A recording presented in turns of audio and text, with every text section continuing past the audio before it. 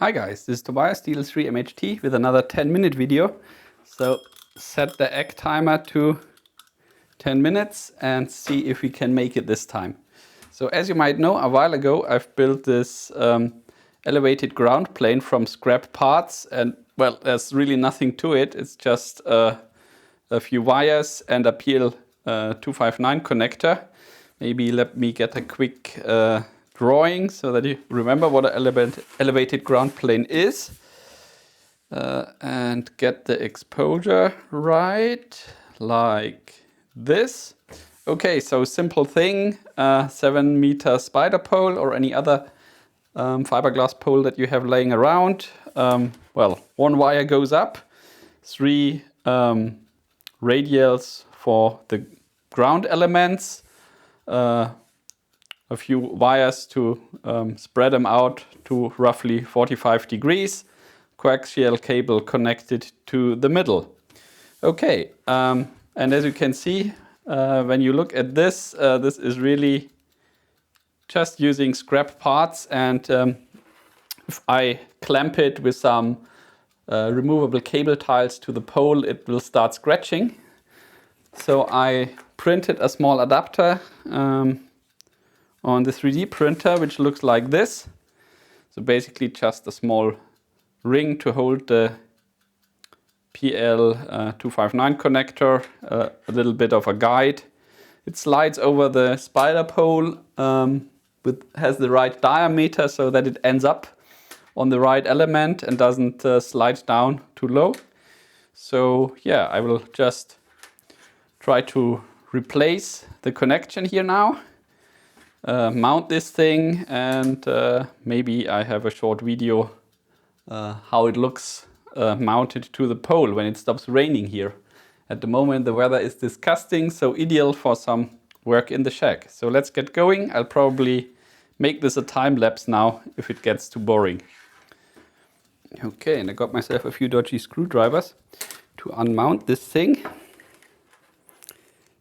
So yeah, it's not the right way to do it, but I'm maneuvering here between camera and light and trying to unscrew stuff. It's never so easy on the camera as it looks when you're alone in your shack.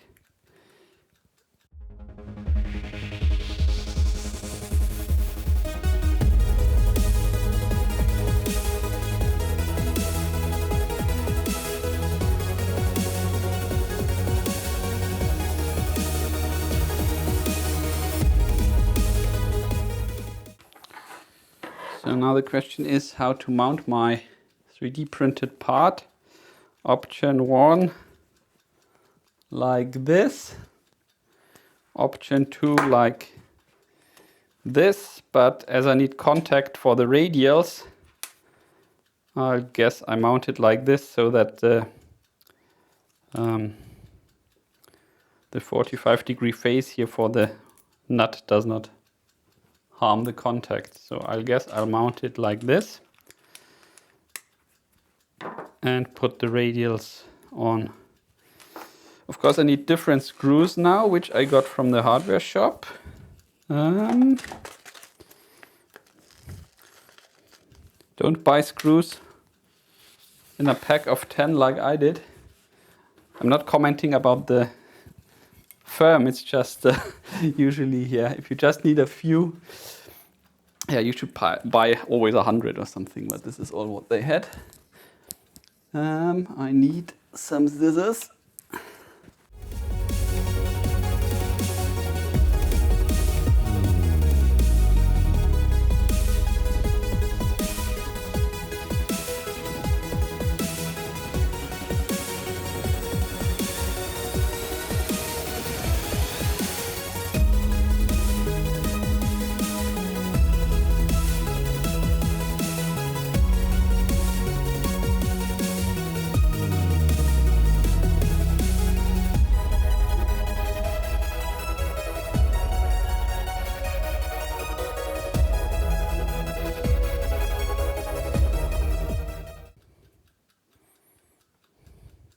The question is, if I put the nut on this side, can I still get the PL 259 adapter on top. Where is that here in my mess? Here it is. So let's see if that works. If not, then I have to flip it around and put the screw head on the other side. Ooh, yeah, that can become tricky. I think I should maybe flip it around.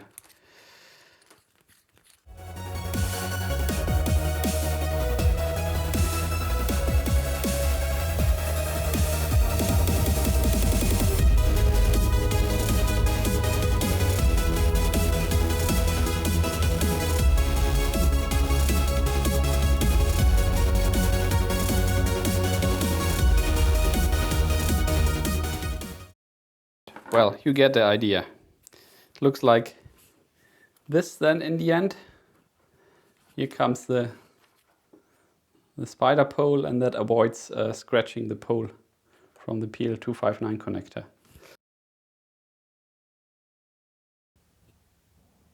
Okay, so here's the shoddy craftsmanship completed. And I think I said it earlier wrong. This is of course the SO239 as in socket, and the plug is the PL239 as in plug. So here I have a BNC to PL239 adapter connected to the SO239 socket. So yeah, as you can see, I should have also bought 12mm screws and not 10mm, because it's a bit too short, you know, with the washers and the ground lug. It's yeah, it's not really fully threaded through, but hey, this is amateur radio. It's all an eternal compromise and constant improvement and learning. Okay, I'll show you how it looks on the mast when the rain stops. And 2 days later, the rain has stopped, and the 7-meter spider pole is laying in the grass here, and I already put the antenna on. And as you can see here in the middle is this 3D printed element, which slides snugly over the pole.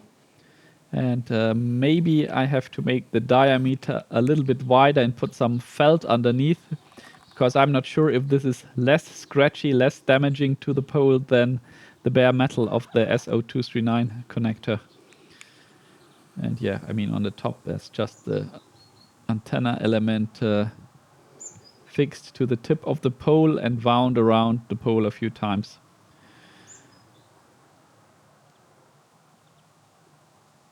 And we made it in just 8 minutes. Thanks for watching, and until next time. 73.